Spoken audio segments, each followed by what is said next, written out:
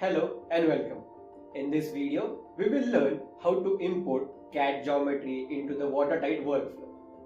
Import geometry is the first step in the Watertight geometry workflow, and as the name suggests, the primary function of this task is to import a CAD geometry or a mesh file into the workflow.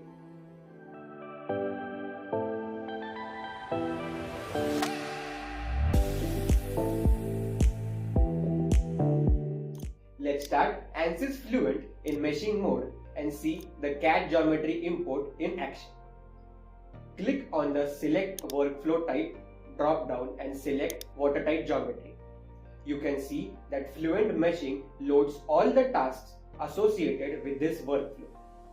Select Import Geometry by clicking on it.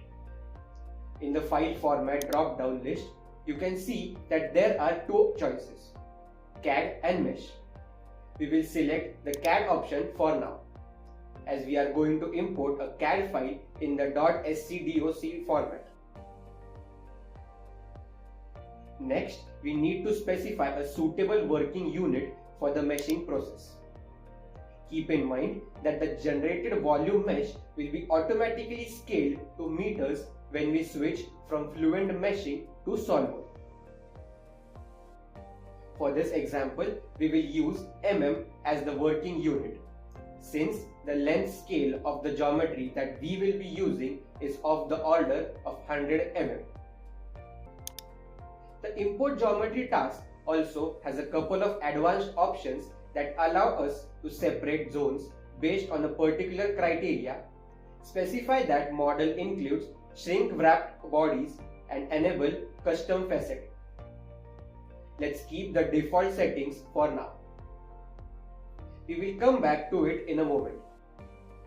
Click on the button with three dots to select the file.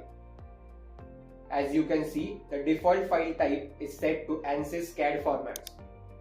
In case you would like to import other CAD formats, then please change this to other CAD formats. In this example, we will use the Ansys CAD format and select the file exhaustmanifold.scdoc. Fluent Meshing will now import the geometry. You can see the progress in the console window.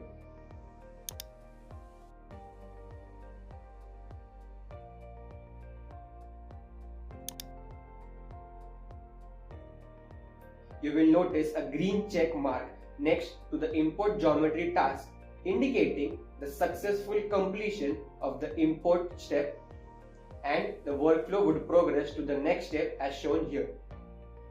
If you would like to make any changes to the geometry or update the geometry that was imported, then you can select the import geometry task and click on revert and edit. Keep in mind that this will undo all the subsequent steps that you may have completed, and you will need to go through them again. Now let's look into the advanced options. We have two additional settings.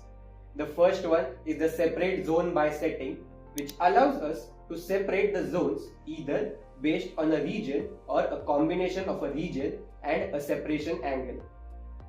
This may be required for selecting faces or applying local size controls if the named selections were not created while preparing the geometry.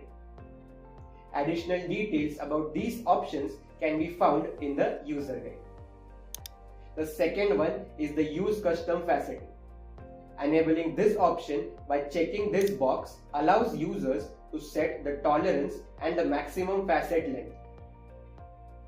The tolerance setting is used for specifying the level of facet refinement during the import, and it is recommended that we use a value that is approximately 1/10 of the intended minimum size.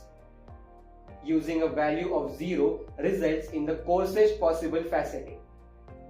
You can also specify a maximum facet length for the imported model, which will help to avoid very large facets during the import. We can quickly see the effects of these advanced options by analyzing the resulting imports for the exhaust manifold geometry with different settings. On the left side, we have the imported geometry corresponding to a tolerance of 0, which corresponds to the coarsest possible faceting, and a maximum facet length of 50. Whereas on the right side, we use a tolerance of 0.01 for the same max facet length. You can see refined facets of the imported geometry on the right side. This difference can be quantified if you look at the number of nodes, edges, and faces in the console output. Similarly, we can analyze the effect of the max facet length in these two cases. On the left side, we have the imported geometry corresponding to a max facet length of 50, whereas on the right side, the max facet length is set to 5. For both imports, we have set the tolerance to 0, corresponding to the coarsest possible faceting. You can see refined facets of the imported geometry on the right side. Once again, this difference can be quantified if you look at the number of nodes, edges, and faces in the console output. Before we wrap up, let's talk about the PMDB file format. PMDB files are automatically created from the CAD files during import geometry task. They can also be exported from the Ansys Discovery as shown here. This file format comes in handy when working on Linux. Since Ansys Discovery is not supported on Linux, Fluent Meshing cannot import .dsco files on Linux. You can use the exported PMDB file for the importing the geometry while working on Linux. It must be noted that importing a PMDB file requires significantly less time than importing the CAD files from which it was created.